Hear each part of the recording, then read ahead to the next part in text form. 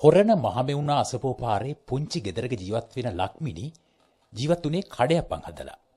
ඒ හදන ඒවා උසාවිය ළඟට ගිහින් අලෙවි කරලා. එයාට තිබුණු පුංචිම නිවස සිමෙන්තිගල් කිහිපයකින් වට කරලා හදාගෙන හිටියේ.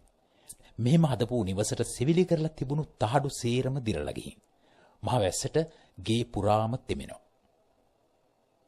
මේ වහලය හදන එක ලක්මිනීට හීනයක් වෙලා තිබුණේ. හැබැයි Facebook ගිණුම හරහා මගේ දැනුවත් කිරීමට මේ වෙනුවෙන් හුඟ දිනෙක් දායක වුණා. වහලයට සිවිලි කරන්න පරණ සීට් කිහිපයක් ලැබිලා තිබුණා.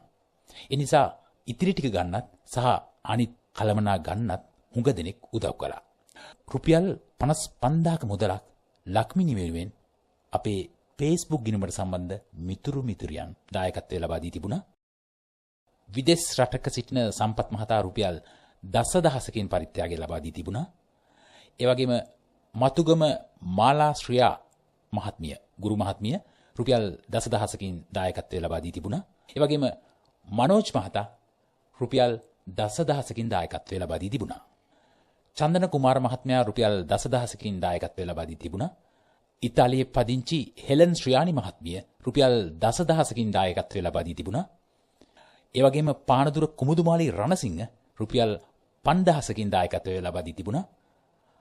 මගේ Facebook ගිණුමේ ඒ සටහන විශ්වාස කරලා ලක්මිනී වෙනුවෙන් උදව් කරපු ඔබ සියලු දෙනාටම බොහොමත්ම පිං.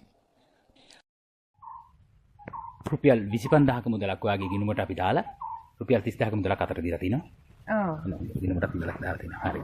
ඔයකින් එන අපේ වාගේ දැන් ඔයාගේ දුෂ්කරතා කටයුතු ටික ඔයාට කැමති විදිහකට ගන්න පුළුවන් මට තව අඩුපාඩු තියෙනවා. ඒක කරගන්න පුළුවන්.